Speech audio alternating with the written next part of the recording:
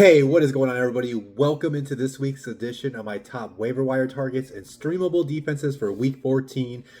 We are officially at the week before the playoffs for most leagues. I do have a league out there where my playoffs don't start for another couple weeks. But with that being said, I'm going to go ahead and dive into today's video. My top waiver wire targets. These players, as they always have been all season long, they do have to be available in at least 50% of the leagues. So there's a good chance that they're available out there for you, not only to put claims in tonight, but if you were to miss out in any players you claim, these players could be available for you after the waivers due process. Now, something I'm going to do this week and try to remind people going forward with my waiver wire video. When you get to this point of the year, especially once you get to the playoffs, as I always say, in the past, you play the players that got you here. Ideally, you're not picking up a player off the waivers to put into your lineup. At this point of the year, unless you're streaming a quarterback or the tight end position, you should be picking up a player to put into your lineup off the waivers. You should be playing the players that got you there. And then other than that, I'll dive into it with each of these players on why you should add them. So why don't I just go ahead and do that? Why don't I just go ahead and start this video? My quarterback ad of the week, I'm going to go with the guy that made his return from his concussion, CJ Stroud.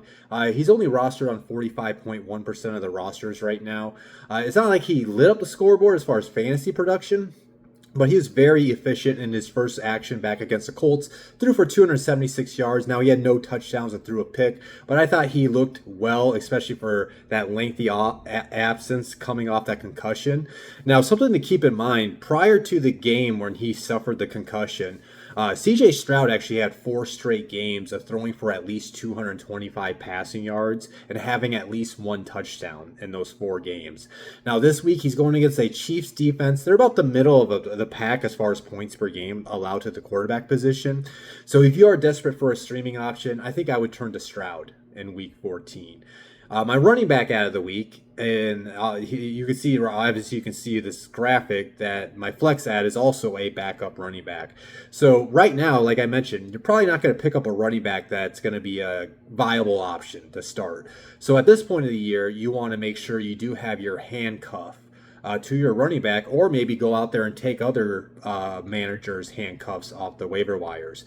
So Blake Corum is my running back out of the week. He's only rostered on 12.6% of the rosters right now. Obviously, he is the backup to Kieran Williams in Los Angeles. It sounds like Williams will play this week, but obviously if you're a Kieran Williams manager, you do want to make sure Corum's on your bench if you don't have viable running back depth on your bench, because if Williams does suffer another injury and he's out for the playoffs, you want to have Corum to turn to, because he's just going to take all those touches that Williams is prone to be getting. Now, this past weekend against the Panthers, Corum had 7 rushes for 81 yards and a touchdown. Now, when you look at the last 6 games from Corum, he's gotten at least 7 touches in all the last 6 games. So he already has a role within the offense, which is a good sign. Now, depending on the size of your league, I do think he could be a sneaky flex play this week. He is playing a Cardinals defense. They are tied for the 7th most allowed points per game against the running back position. My wide receiver ad of the week, guy I was very high on as a Colts fan. Obviously, he let Colts fans down with his drops, especially that play against the Rams earlier this season. But if you're looking for maybe some high ceiling depth options at the wide receiver position, I wouldn't mind considering picking up Adonai Mitchell off the waivers. He's only on 2.8% of the rosters. He had arguably probably his best game of his pro career. He had 8 receptions for 102 yards and a touchdown on 12 total targets against the Falcons. Since he's joined the Jets, he's gotten at least 6 targets in all 3 games. And we don't know if and when Garrett Wilson's going to return to this Jets team this year. And as long as Garrett Wilson's out of this lineup, Adonai Mitchell is the most talented pass catcher that the Jets have. The Jets are a bad team. They're probably going to have to throw the ball to keep up with teams going forward. So that's why I do like Mitchell, because he's already getting 6+ targets. And then when the matchup's right, he should ideally be getting 8 to 10 targets within that offense. Now, he does have a tough matchup when he does face the Dolphins this weekend. 8th fewest points per game against the wide receiver position. Adonai Mitchell is not a guy I would want to pick up and chase the points from last week and insert him in my lineup. But if I have questionable wide receiver depth, Mitchell's a guy I would consider picking up, putting him on my bench. So that way, if I do have an injury to one of my starting wide receivers that got me to the playoffs, I have a guy that should be the top target leader in New York. That's going to be in an offense that's probably going to have to throw the ball a lot to keep up with teams going forward.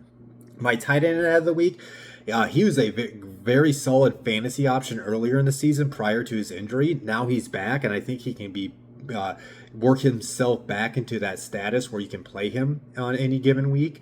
But with that being said, the Jaguars tight end Brenton Strange, he's only rostered on 22% of the rosters this right now. This past weekend against the Titans, he had 3 receptions for 45 yards on 4 targets. I do want to see him to get more targets before you can fully trust him. But what you do like is outside of the game when he got hurt against the Chiefs earlier this season, he's gotten at least 4 targets in all 6 games outside of that Chiefs game. And then he has a good matchup if you're looking to stream a tight end because he's going against a Colts defense that has allowed the 5th most points per game against tight ends this season. Tyler Algier, he's been on this waiver wire video multiple times this season. You guys, I'm not trying to rehash everything, kind of about the same situation with Blake Corum. If you are a Bijan Robinson manager, you got to make sure you have Algier on your bench if he's out there on the waivers, just because if Robinson gets hurt for you when you make to the playoffs, there's not going to be a lot of great options out on the waivers, and you don't want to fight for Algier. He's only rostered on 32.9% of the rosters. This past weekend, he had 8 rushes for 20 yards and a touchdown, 2 receptions and 35 yards, and on 2 targets against the Jets. He's gotten at least 10 plus touches in 3 of the last 4 games. He has that role within the offense. I know Robinson managers kind of might be annoyed by him because he tends to get those touches when the Falcons offense gets closer to the end zone. And this week, though, I want him to play him as a flex or anything. He's going against a Seahawks defense that's tied for the 3rd fewest allowed points per game against the running back position. But as I mentioned with Corum, Algier is just a handcuffed running back where Robinson managers, if you don't have a good option to turn to, if Robinson gets hurt in the coming weeks, you want to be able to turn to Algier. So yeah, moving into my top streamable defenses for Week 14. As a reminder, these defenses, they do have to be available in at least 50% of the leagues for them to qualify for my list. There might be some defenses out there that are just over the list. I think the Browns are only on 68% of the list. Obviously, you'd love to stream the Browns defense against the Titans this week, but they don't qualify for this. And as I always say, streaming defenses, it's a high risk, high reward proposition. Sometimes it works out for you and sometimes it doesn't. But yeah, my number 1 streaming defense I like this week is going to be the Bucs against the Saints.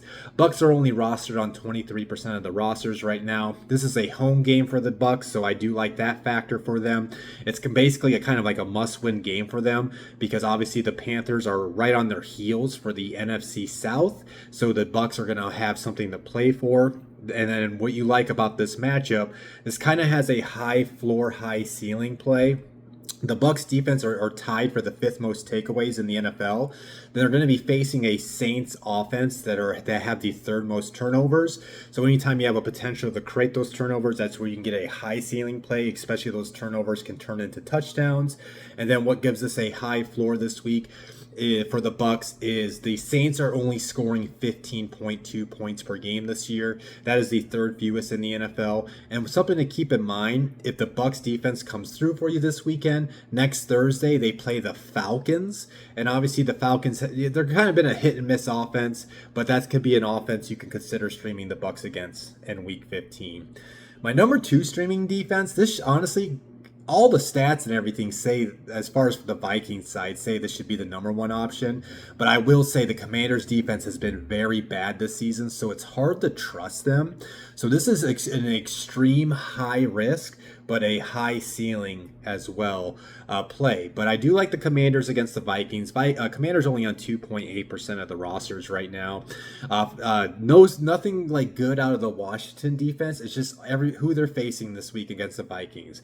Sounds like J.J. McCarthy will be the quarterback this week. As we've known, McCarthy's prone to maybe throwing at least 1 interception or fumbling the ball. So that could give you that turnover. So speaking of turnovers, the Vikings have the most turnovers in the NFL this year. They have the 3rd most sacks in the NFL. So that's where you can start getting points as long as the Commanders can get home on McCarthy. And then what gives you this potential as a high floor too is the Vikings, which is surprising because considering all the weapons and KOC's their head coach, they're only scoring 15.7 points per game this year. That is the fifth fewest in the NFL. And then there's an option where if the Commanders do come through for you this week, you could possibly stream them next week because they do face the Giants in Week 15. My number 3 streaming defense I like, I'm going to go with the Dolphins against the Jets. The Dolphins are only rostered on 13.6% of the rosters right now. Only major stat that popped up is that the Jets have allowed the 5th most sacks in the NFL, so that's where you can get those points. If like a guy like Bradley Chubb can get home on Tyrod Taylor multiple times and maybe even force him into making a turnover or two. And then what I like about this too is kind of like what I said with the Bucks, with the Dolphins, even though like they had that terrible start, they do actually have a very slim to, I mean, I want to call it very slim, but the Dolphins kind of do have a chance to climb back in the playoff picture, so they have something to play for, which can give that defense more extra motivated juice to come out and perform.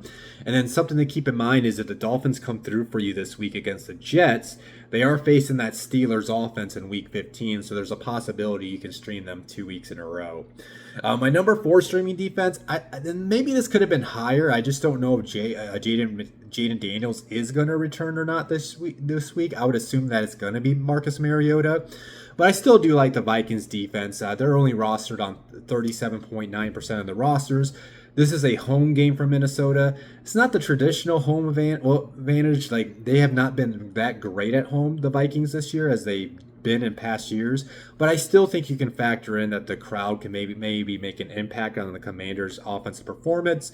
It's a Brian Flores defense that likes to blitz the opposing offense basically the most in the NFL. So if you want to go with the Vikings, I like the idea of Flores blitzing Mariota as long as he's the end up being the starting quarterback, getting to him for multiple sacks, and hopefully maybe a guy like Van Ginkel can create some turnovers. My number 5 streaming defense, I don't necessarily love it because as a Colts fan, if you guys are unaware, they are going to be playing in Jacksonville. They have not won in Jacksonville since 2014. As a Colts fan, I'm hoping that does change this week, especially with the slide that team is on right now. But I still like the chances maybe you could stream the Colts this week. They're only rostered on 46.7% of the rosters. The Colts actually have the 5th most sacks in the NFL. This Jaguars offense with Trevor Lawrence is such an up and down operation. You just never know what you're going to get. So if you want to do the Colts, if you want to take a chance on the Colts, you're rolling the dice that this is going to be a bad Trevor Lawrence game, and he's going to turn the ball over 2+ times, and the Colts are going to be able to get home and get multiple sacks against them this weekend. So yeah, that wraps up my top waiver wire targets and streamable defenses for Week 14. As always, guys, if you did enjoy today's video, please hit the like button. If you have not subscribed to the YouTube channel, please make sure you hit subscribe so you can follow along with me throughout the rest of the season. As always, you can follow me at Cody Talks NFL on X, Instagram, and TikTok. Other than that, you guys will get me tomorrow night when my top starts and sits. So I'll talk to you then. Peace out.